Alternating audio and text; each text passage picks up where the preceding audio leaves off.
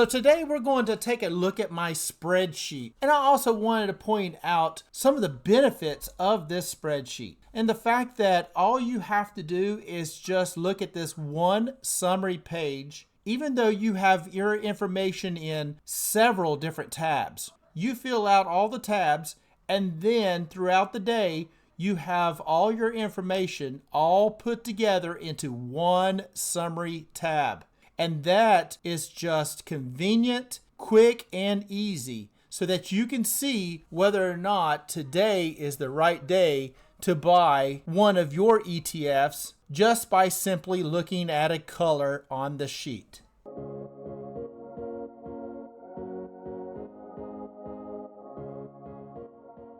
Hello, my friends, this is Legend. So today we're going to take a look at my spreadsheet. And we're going to go over exactly how to determine when's the right time to actually purchase an ETF of the position that you may have. Because even though it may be coming down in price, it still may not be the right time for you to purchase. So I want to go over that and explain some of the numbers here of what it's actually giving you and what it's actually telling you. And the fact that it's all provided on one simple sheet that you can have right in front of you, to me, is very beneficial. But before we get started, if you don't mind, hit that like button as it does help the channel out. Now what we're looking at right here is my Rev 3 of the spreadsheet, my stock tracker sheet. And as you can see, I do have several ETFs through here. I've got a total of 16 ETFs. Now these positions will get updated this weekend, and that will change the values in the bottom. That'll change my real price per share, which is this green line right here, which does have some red cells right through here. And why is that? Well, that is because my real price per share is above the market price, right? And right here's the market price. So when my real price per share is above that market price, it's red. And that simple little red cell right here helps to tell you which ones to pay attention to. Because in my method, I do not want to average up in these high yield ETFs. I only want to average down. So by knowing which ones I can actually buy and it will actually average it down is a big help. Now you may track yours on a different spreadsheet or individual sheets or even just on pen and paper. But the benefit of this sheet is it tracks everything for you after you've entered in your buys over here and your distributions into each individual sheet for each individual ticker you have. And once you've entered in all of your positions, and they're all listed right through here, like I've got MSTY, SMCY, ULTY, NVDY, and so forth, it will bring it all in, compile it all into one easy to look at sheet. Big bright red cells for the ones to pay attention to, and the green cells, if you do buy, those will average it up. And like I said, I do not want to average my real price per share up. Now what you also can think of this real price per share in a sense is my NAV, right? It is a way that I am helping to control my own NAV. Right? The ETF has a NAV, but I can personally have a NAV, right? And by doing that, the way that I'm doing it, as you can see, for the majority of them, I am in the green right through here.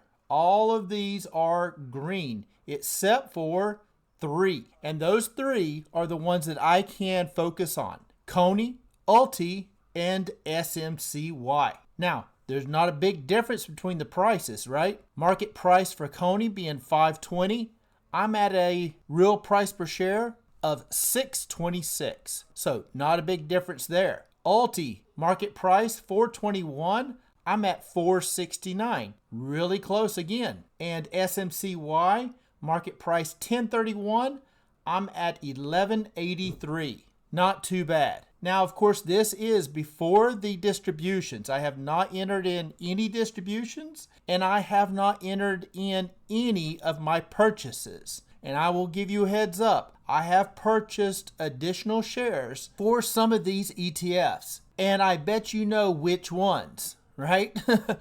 Obviously, the red cell ones, right? Those are the ones I actually purchased some additional shares for. So I'll be able to increase the number of shares I have on top of lowering that real price per share because I did purchase it under my real price per share. So as I am lowering this value, that real price per share value, eventually the market price will come back up, and once it does, then it will eventually go green. If this price or my real price ever gets below the market price, then it will go green. Just as you can see here on PLTY, the market price is 56. I'm at $8.11 for my real price per share. Very nice, right? As you can see, I only need 9 more distributions and this one will be paid off.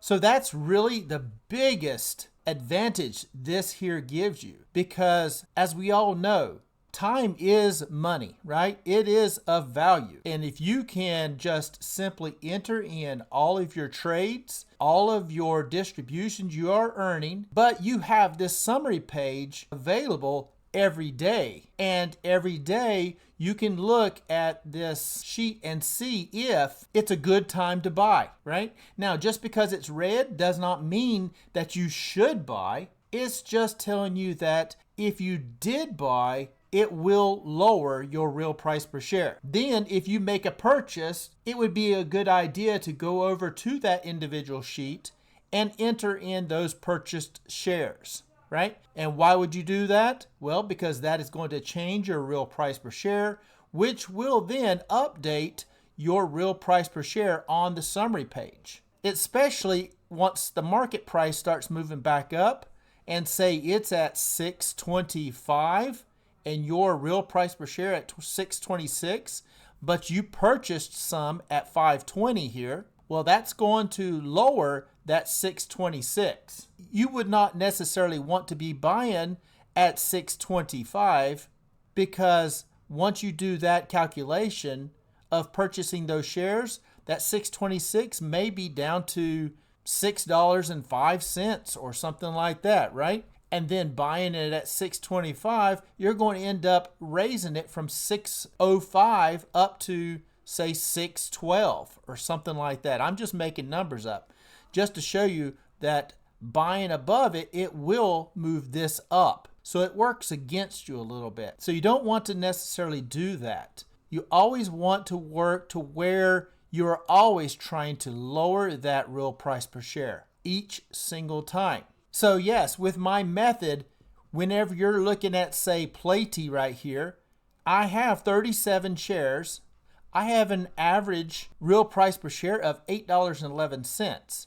If I purchase more shares, it will increase this, and it will possibly increase the total distributions needed before paid off. And I don't want to do that. So once your real price per share does get under that market price, and you're sitting on your hands, you're really just waiting at that point before it gets paid off.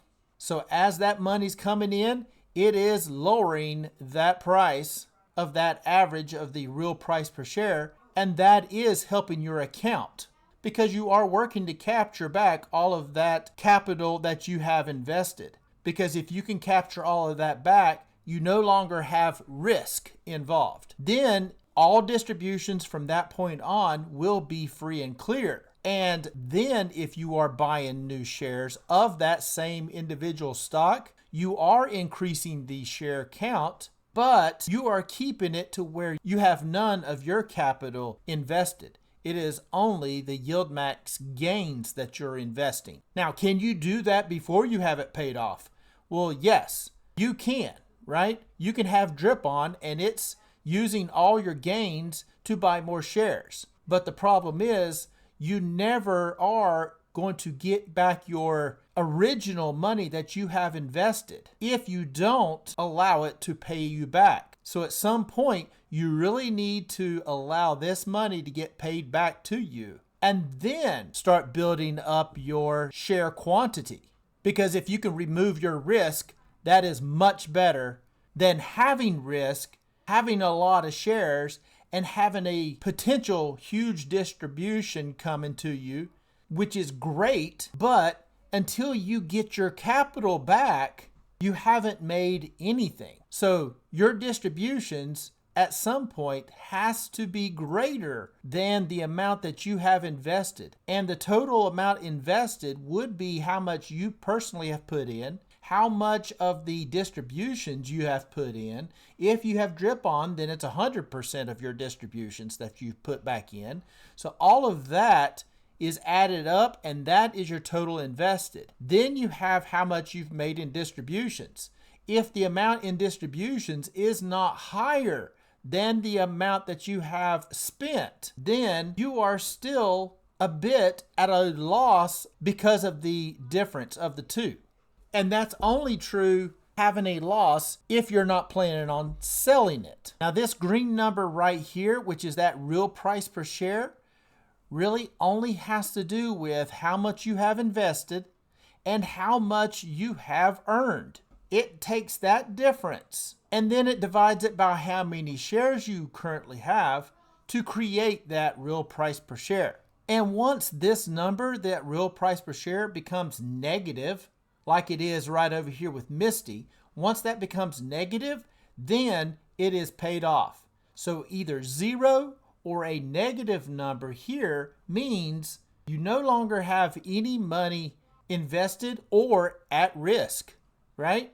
You are actually making money at that point. Now, if I turn around and I take that excess money and I buy more shares and then I take that back down to 0, well, I still have nothing at risk, but I also have no gains, right? Because I've rolled it right back into the MSTY position to increase the number of shares to hopefully increase that distribution payout amount that I would receive each week. And that is ultimately the goal, is to increase that. But to increase it without using your own money is the way to do it. So just by having this one summary page right here, it tells you a lot of information. It tells you which stocks that you want to focus in on during that day.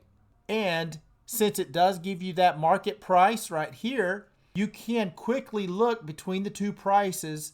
And if that feels like that's a good price to buy at, if you did buy, it will lower that real price per share. But even if a certain ETF is dropping in price, say like NVDY here, say it's dropping and it dropped down to $14, you would see that and you would think that's a good price to buy, right? Because my purchased price per share is $25.17 for NVDY, right? But that's not my real price per share. My real price per share is $13.38. So even if NVDY drops to 14, it's still going to cause my real price per share to increase if I did buy it even at 14. It would have to drop below $13.38 before it would be beneficial for me to purchase.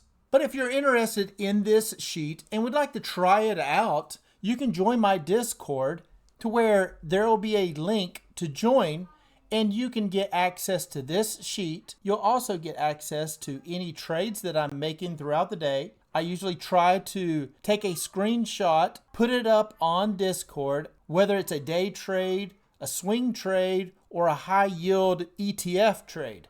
I put them all up there so that you can see what I'm doing. It is not financial advice, and I'm not suggesting that you follow me, but I'm trying to be as clear and transparent with my trades as I can. And of course, if you have any questions about the sheet, there is also a channel within the Discord there where you can place questions that you may have about the sheet. And if you have questions, you can put those in there. And that's just a better way for me to answer those questions, because if it's some kind of screenshot you need to include, you can include it on that to show me exactly what it is that you're seeing, and we can get that worked out.